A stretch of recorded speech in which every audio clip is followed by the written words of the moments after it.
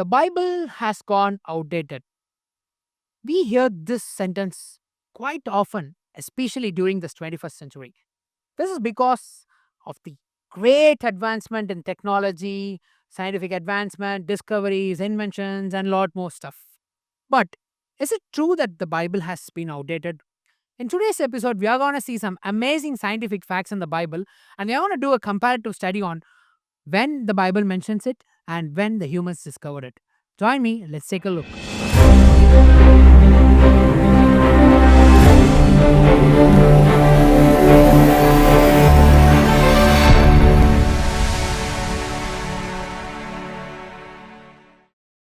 There are a lot of scientific facts in the Bible, but today I'm going to just take three examples to just show how early the Bible mentioned certain scientific facts which had taken thousands of years for the scientists to discover it. First one,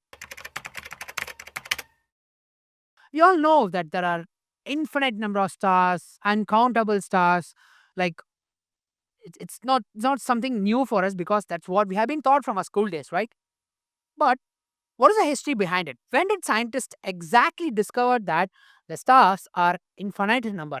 Let's take a look at the history. A Greek astronomer named Hipparchus, during the period around 190 BC till 120 BC, around this period, he prepares the earlier star catalog and he concludes that there are totally 850 stars, and even he names it and he says this is the final list of stars which is there in the universe. But then, after some around 200 to 300 years, Claudius Ptolemy, a Roman astronomer, he says that no, there are 1022 stars, and he mentions them in his star catalog. And you know what? This was what believed by humans for almost 1500 years, that there existed only 1100 stars. But things did take a change after the telescope was discovered. In 1609, Galileo, he you might have known about him. He's a very famous astronomer. Now, Galileo Galilei, what he does is that he points out the telescope to the sky and he finds something which looks like a cloud. But then later on, he discovers that it is not a cloud, but it is numerous number of stars, and it looks like a cloud when viewed from the telescope. And from this only, the scientists conclude that there are more than 1000 number of stars and the stars cannot be numbered. And in the 19th century, Edwin Hubble discovers that there are more number of galaxies in this entire universe, and we cannot even number, or we cannot even count the number of galaxies that is present. So which means that the stars are infinite in number. So to conclude, only in the 1609 it was concluded that the stars are uncountable. What does the Bible say about this? Let's turn to the book of Jeremiah, chapter 33, verse number 22. The verse reads as the host of heaven cannot be numbered, nor the sand of the sea measured, so will I multiply the descendants of David, my servant, and the Levites who minister to me.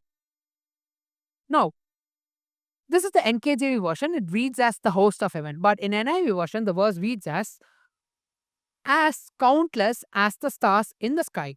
How amazing this is, right? Jeremiah writes this during the period 600 BC. So, this scientific fact is mentioned in the Bible around 2000 years before humans discovered this. Just look at the time period, right? This was a great fact which I felt when I read these things. What we need to understand is that how come a prophet like Jeremiah, when there was no technology, no telescope, no scientific instrument existed, still he managed to write these things? It cannot be any other reason except for this was revealed from God. Now, there is something another similar to this. That's going to be the point number two. We see the sky, and for our visible eyes, all stars look the same, look alike, they all twinkle. But after the discovery of certain scientific instruments, certain advanced telescope, which we can use to see through deep space, some stars which are lakhs of kilometers away from our Earth, and scientists started to discover in the 19th century that every star has a unique composition. What I mean is that each and every star has its own size, has a different mass, has a different chemical composition, has a different heat, temperature, is made of different chemicals. So, what it means is that every star that is there in the sky is not identical with each other. To make it more simple, just like our human fingerprints, isn't everyone have a different fingerprint throughout the entire history of humanity? No one has a similar fingerprint, right? So same way, the stars also has a unique composition. No star is identical to another star. What does the Bible say about this? Apostle Paul writes in the epistle of 1 Corinthians as chapter 15, verse number 41 and 42 reads as, there is one glory of the sun, another glory of the moon, another glory of the stars. For one star differs from another star in glory. Now, what Paul actually tries to explain is that in verse number 42, he says that so also is the resurrection of the dead. So, to explain this resurrection of the dead, to explain the glory behind it, he is giving an analogy here. Now, the analogy which he mentions here is that for one star differs from another star in glory. How amazing, right? Apostle Paul writes his epistle in the period 53 to 57 AD. Now, the fact that every star is unique was discovered only in the 19th century. So, there's almost a difference of 1850 years from the date when the Bible mentions about this and when scientists discover this. Just look at the huge time gap between these two.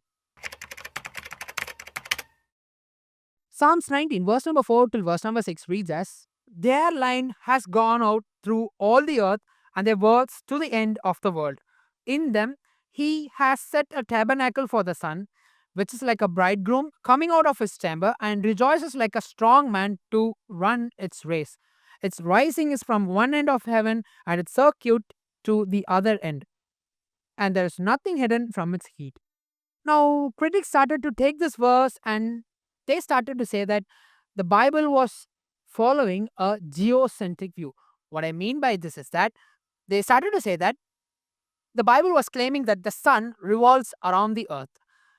Now, people was claiming this until 1920.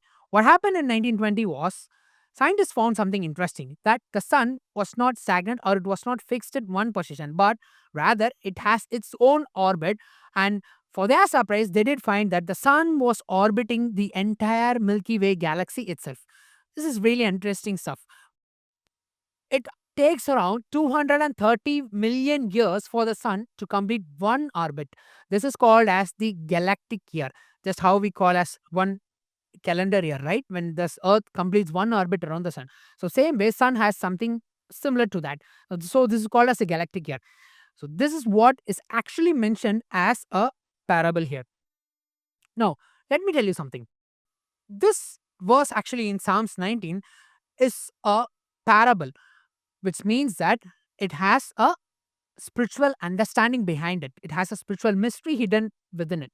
So we cannot take this verse in a literal form. But there is another thing which we need to keep in mind, that any information or anything which is written as a parable in the Bible will also be scientifically true. I will give you an example. When Jesus Christ gives an example of a mustard seed or leavened bread, it is also scientifically true, and at the same time it has a deep spiritual meaning behind it.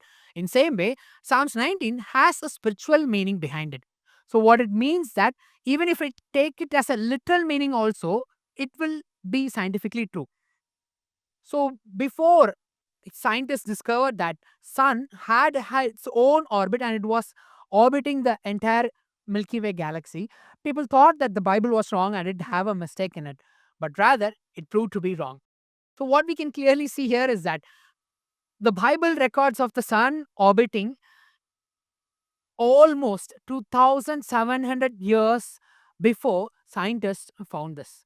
How amazing is that? How come people like Jeremiah, David, or Paul, when there was no scientific advancement, no discoveries, or no advanced equipments were available for them, were able to write such things? There can be only one reason. 2 Timothy chapter 3, verse number 16 says, all scripture is given by inspiration of God. So what it means is that all scripture is a divine revelation from God. So now this proves that entire Bible is a revelation from God. And in turn, if this is true, then we can be very sure that this is a direct revelation from God, and we can trust each and every word which is there, which is written in it. So when someone says that the Bible is outdated, we can surely say that scientific discoveries is trying to match up with the scientific information which has been mentioned and recorded in the Bible thousands and thousands of years back. If it's God's will, we'll meet you in another episode and we'll try to share more information on how many scientific facts are there in the Bible. God bless you.